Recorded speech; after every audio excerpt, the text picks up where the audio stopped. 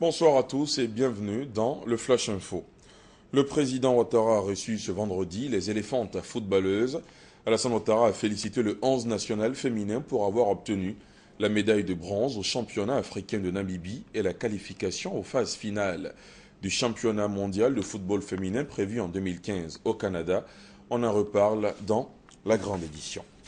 Pétrole, gaz et énergie, quelle contribution à l'émergence de la Côte d'Ivoire? C'est le thème de la deuxième édition du séminaire Pétrole, gaz et énergie 2014. La rencontre s'est ouverte hier jeudi à la Fondation Félix Houphouët-Boigny de Yamoussoukro en présence du chef du gouvernement ivoirien Daniel Kablan-Duncan. En clair, il s'agit de dresser le bilan du développement de ces secteurs et définir de nouvelles orientations en vue d'en faire les socles de l'émergence du pays.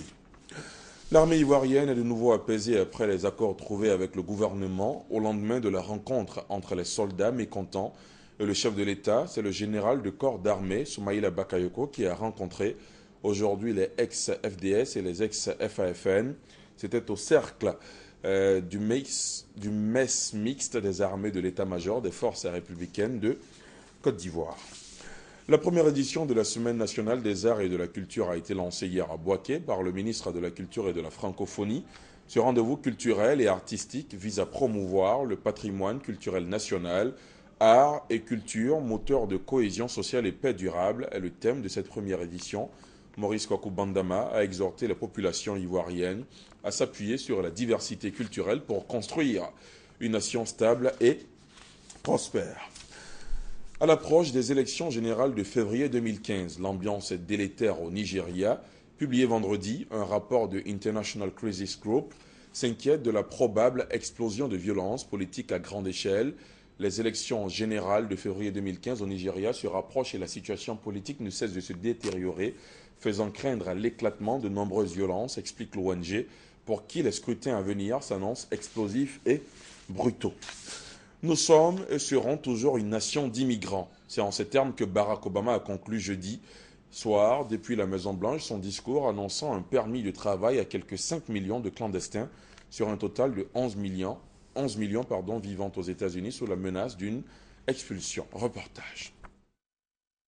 Accusé par les républicains de se comporter comme un empereur, Barack Obama est allé modestement prendre quelques forces en compagnie de sa femme Michelle dans une pizzeria des environs de la Maison-Blanche avant d'annoncer solennellement une légifération par décret sur l'immigration.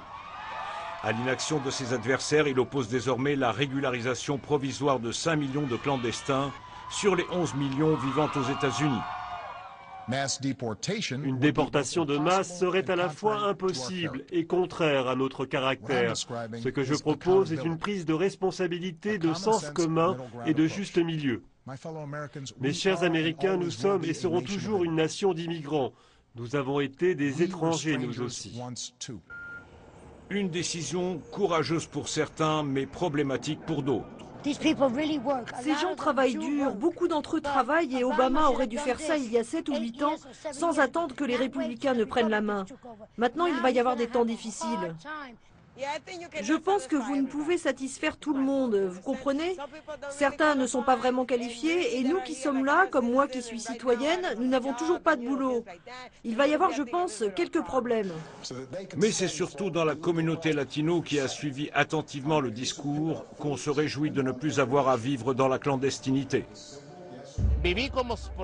J'ai vécu 7 ans dans l'ombre avant d'obtenir ma carte de résident permanent il y a une dizaine d'années. Une joie parvenue jusqu'à la cérémonie des Grammy Awards de Las Vegas consacrée aux artistes latinos. J'aimerais adresser ceci en dédicace spéciale au président Obama. En duplex depuis Paris, le lauréat Enrique Iglesias a évoqué, lui, une nuit historique pour les artistes latinos. En bref, l'opposition réunie au sein du mouvement Combat pour l'alternance politique en 2015 au Togo était dans la rue de Lomé ce vendredi pour des manifestations destinées à arracher des réformes constitutionnelles, des manifestations qui ont tourné à l'affrontement. Et puis en bref, toujours au moins 11 personnes ont été tuées et plusieurs autres blessées dans une bousculade à la sortie d'un service religieux dans un stade du centre de Zimbabwe. On l'a appris ce vendredi de sources policières. C'est la fin de ce Flash Info. Merci de l'avoir suivi. L'information revient à 20h.